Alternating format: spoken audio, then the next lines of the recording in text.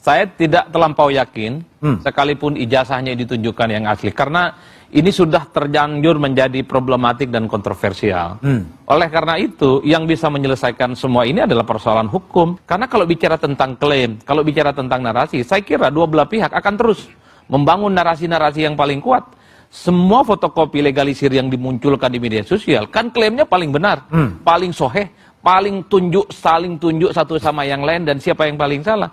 Argumentasi politik semacam ini, Bang, menurut saya nggak ada gunanya. Nggak ada gunanya. Sampai kiamat pun tidak akan dirawat terus ya? Akan dirawat terus. Tapi yang bisa memutus ini semua adalah persoalan hukum. Di Barreskrim Mabes Polri, Antasari menyebut nama Haritanu Sudibyo yang pernah datang ke rumahnya di kawasan Serpong, Tangerang untuk menyampaikan pesan dari orang Cikias. Saat itu, menurut Antasari, Haritanu meminta Antasari tidak menahan Aulia Pohan yang merupakan mertua putra sulung SBY, Agus Harimurti Yudhoyono.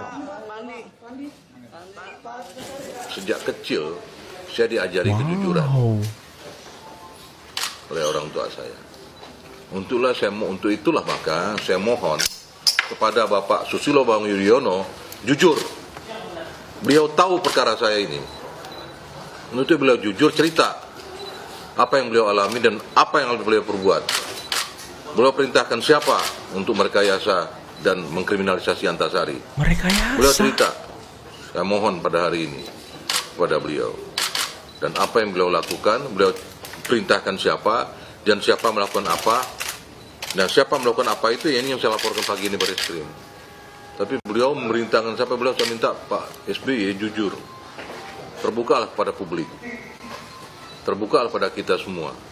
Saya sudah ngalamin penjara 8 tahun. Kaitan Pak SBY dengan SMS itu seperti apa Pak? Baik, perkaranya. Masalah bagaimana? Dibilang perintah segera. Antasari ini segera diproses. Nah, perintah segeranya bisa saja ditindaklanjuti dengan cara membuat SMS itu kan. Tapi bukan SBY yang buat SMS, bukan. Tapi inisiator untuk saya yang jadi dikriminalisasi itu dari situ. Pak, dari situnya maksudnya apa Pak? Artinya Pak SBY yang Bapak duga bahwa melakukan kriminalisasi terhadap Bapak itu atau bagaimana? Iya. Apa ada kaitannya dengan oleh Tuhan? Loh, saya nggak tahu, yang tahu kan mereka sendiri. Kenapa saya katakan gitu? Berapa waktu yang lalu saya sampaikan bahwa ada orang malam-malam ke rumah saya. Gitu? Nah, orang itu siapa? Mohon maaf Mas. Saya lihat label baju Anda, saya mohon maaf. Orang itulah Haritanu Sudibyo. Haritanu. Nah, beliau diutus oleh Cikias waktu itu. Siapa di Cikias? Nah, SBY. datang ke rumah saya minta supaya saya jangan menahan oleh Pohan. Itu ya. Nah, karena saya bawa misi Pak, saya diperintah di sana untuk nemui Bapak. Saya bilang tidak bisa, KPK ini sudah ada SOP-nya, tersangka, tahan. Waduh Pak, katanya saya mohon betul lah, karena bagaimanapun nanti ya keselamatan Bapak bagaimana katanya gitu kan. Diancam ya. Itu yang kita maksud.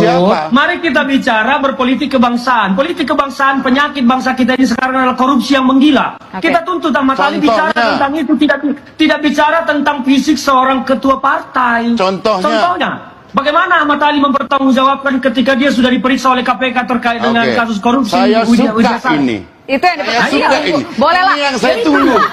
Ditunggu, dipancing Bang Ferdinand. Oke, boleh Bang Ferdinand dijawab. Tahan dulu. Ini kita ada slide yang lain di dalam diskusi ini. Silakan, mungkin itu dijawab dulu. Kita bicara tentang korupsi, Anda menyitir Ahmad Ali rumahnya diperiksa KPK. Kantor PDIP digeruduk oleh KPK. Cuman waktu itu Anda masih di Demokrat kalau nggak salah. Tunggu dulu dong. Kapan PDIP tunggu dulu Bang, gantian. Silakan Bang. Anda masih di Demokrat ya waktu itu ya? Masih di partai yang urus-urus sambalang. Jadi tapi saya hebat itu, saya pikir ada kesaktian apa KPK sudah datang kemudian bisa diusir. Itu satu. Kedua, kita tahu kok, ini saya buat catatan nih, ada sekitar 15. Ada Juliadi Batubara, ada Rohmin Dahuri, ada Andren Bisata. Banyak banget ini bro. Oke. Pada kesempatan ini saya ingin menyampaikan kepada masyarakat dan bertanya, Mana lebih koruptor? Hah? Kandang Anda atau kandang kami? Waduh, ini saling sindirnya berlanjut antara dua politisi ini. Daripada sindiran langsung dijawab Bang Ferdinand. Jadi gini bos, Di PSI sekarang menjadi bersih menyitir-nyitir orang. terlibat kasus korupsi menjadi Cari dulu di mana itu Harun Masiku. Tidak melindungi koruptor. Cari dulu tapi Harun Masiku. mendukung pemberantasan korupsi, maka semua kadernya Iyalah, kalau dipecat dukung ketika cari terlibat dong korupsi. Harun Masiku. Oke. Orang Itu ini kan baru tugas KPK potensial. mencari, bukan tugas PDI Perjuangan. Jadi tugas siapa? Tapi Anda akuin, Tugas lebih banyak KPK mana dong. kasus korupsi di PDI Perjuangan atau di Partai Solidaritas adalah Indonesia? PDI Perjuangan tidak pernah melindungi kadernya yang korupsi tapi dipecat. Siapa yang Bedanya melindungi dengan kadernya? PSI, Yang menjadikan melindungi kader seseorang yang siapa? diduga terlibat korupsi menjadi ketua harian. Inilah beda mindsetnya tentang Dari korupsi. mana dia terlibat korupsi? Semua orang boleh diperiksa. Justru Kantor karena Anda diduga pernah lah, diperiksa maka kok? diperiksa oleh KPK. diduga. Yang Anda terlibat korupsi enggak? uang, jam dan lain-lain. Sampai dengan bisa dibuktikan baru. Nah, inikah yang dia sebut bahwa dia politisi berpendidikan? Tidak. Kemudian tidak ditahan. Padahal surat penahanannya sudah dibuat. Surat penahanan sudah dibuat. Mereka itu sudah dibuat dan dirobek-robek di depan mereka. Mereka tahu itu. Teroris bukan Penahanan sudah peneliti. dibuat. Teroris bukan melakukan riset ilmiah. Ya, mereka hanya mencari-cari dasar untuk menyampaikan fitnahannya, memfitnah Pak Jokowi. Kalau kemudian menghasut publik untuk benci ke Pak Jokowi, pikir-pikir ulang lagi kalau mau jadi saksi ahli meringankan buat Roy Suryo. Anda udah sesat jalan, Prof. Mumpung belum terlanjur, pikir-pikir lagi. Jangan menceburkan diri ke dalam lumpur kumuh, banyak belatungnya, banyak lintahnya, ya, kemudian menceburkan diri bersama Roy Suryo, Tifa dan Rismon. Pikir-pikir lagi. Saya akan bongkar beberapa hal yang belum diketahui oleh para termol-termol. Saya akan memulai bongkar-bongkaran ini. Siap abangku. Bongkar Pertama, semuanya. Saya akan mengedukasi dulu pemirsa atau penonton Ruang Konsensus tentang apa yang dilakukan oleh teroris atau klaster kedua nih, ya, yang akhirnya ya tidak ditahan oleh Polda Metro. Satu hal yang perlu dicatat adalah kenapa mereka tidak ditahan. Pertama yang pasti karena ada jaminan dari kuasa hukumnya bahwa ketiga orang ini ya tidak akan melakukan hal-hal yang dilarang dalam KUHP. Misalnya, ya kan, tidak akan tidak menghilangkan barang bukti, tidak akan keluar kota atau keluar negeri, kabur, tidak dan juga sudah dicekal ya kan, mengulangi kesalahan. Nah, yang tidak mengulangi kesalahan ini adalah jebakan ya dari penyidik kepada teroris ini. Apa?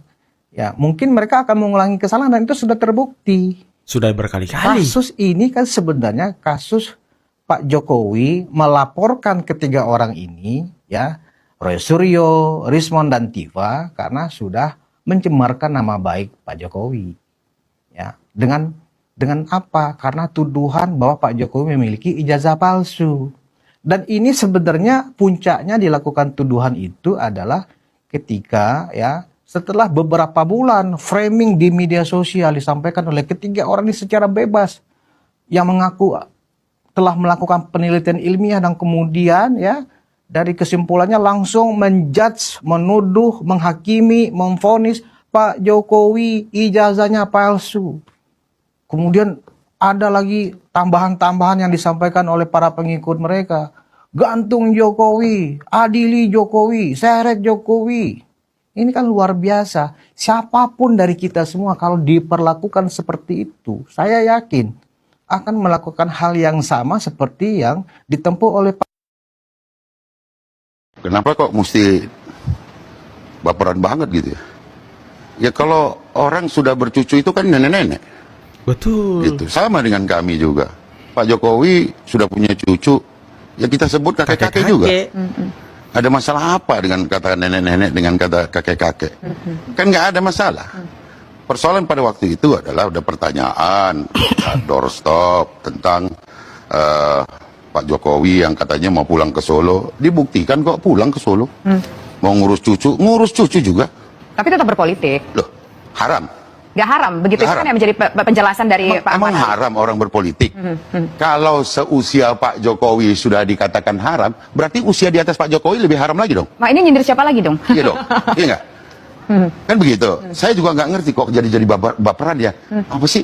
Nenek-nenek, mak saya juga kalau ketemu cucu, aku ini udah nenek-nenek, kau kasihlah aku makanan yang enak katanya. Apakah kemudian dia menyatakan dirinya jelek, konotasinya negatif? Jadi politisi PDIP ini meresponnya baperan gitu ya? Maksudnya niat baik katanya. Roy Suryo tuh dari awal dia bilang, oh iya saya lihat. Justru yang nggak punya niat baik itu ngelaporin orang biar masuk penjara. Saya akan periksa, saya akan ini kan begitu. Betul. Yang nggak punya niat baik itu yang ngelaporin orang masuk penjara. Nah, kalau misalnya dari awal kita panggil, lihat begini, mediasi, liatin, selesai. Kita lihat Fadil ya, tanggal 30 April itu melaporkan. Sebelumnya itu dari Desember Fadil, ya itu long time loh. 4 bulan itu nggak main-main. Setiap hari digoreng, ditimbulkan di fitnah. Adakah orang yang sekuat seperti beliau?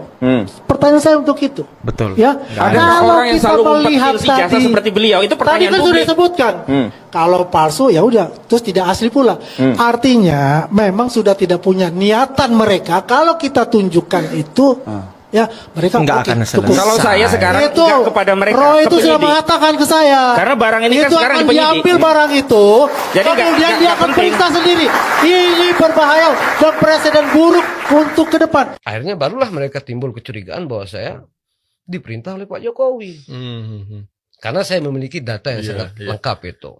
Kalau ijazahnya Pak Jokowi ini palsu, gantung saya.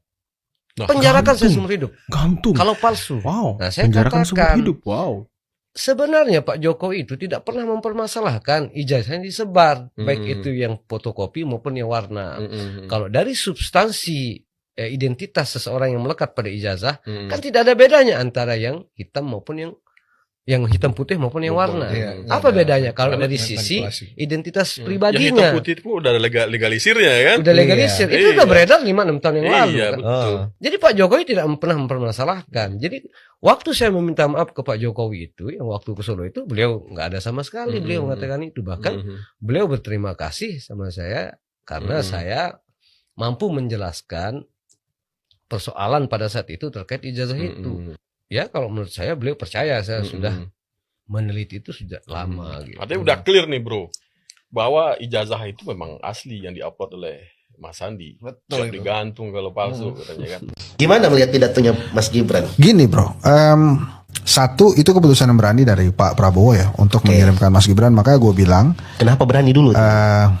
Iya kan dia dengan segala desas-desus kasusnya segala macam, kemudian berbagai pertanyaan-pertanyaan tentang kualitasnya, Pak Prabowo memutuskan gua kirim. Itu canggih banget bro, Pak Prabowo-nya. Dan Mas Gibran membayar kepercayaan itu dengan bagus banget. Apa yang sudah disiapkan oleh tim pemerintah Indonesia itu disampaikan dengan baik. Gua nggak peduli deh. Maksud gua nggak peduli itu begini. Oke, ada pertanyaan-pertanyaan atau komentar-komentar yang kritis kepada pidato Mas Gibran. Misalnya apakah Mas Gibran paham tentang QRIS, apakah paham tentang ini, tentang itu. I don't care man. Oke, you know? I don't care. Ya, ini bukan tentang minyak angin, bro. Tapi care ya. Ya. Tapi ini memang menurut gue lega banget karena pada saat dia tampil cukup representatif untuk mewakili Indonesia. Dia ketemu Erdogan, dia ketemu Lula di sana dan dia bisa memainkan peran gitu. Jadi kalau ada yang miring-miring misalnya, ya dia nggak ngobrol, dia nggak ngapa-ngapain sendirian segala macam. Biasa aja menurut gue karena lu pernah ngobrol, pernah jadi pembicara di sebuah forum internasional nggak? Iya. Pakai bahasa Inggris. Itu once lu pidato bro, walaupun itu udah lo siapin, itu tekanannya tetap ada.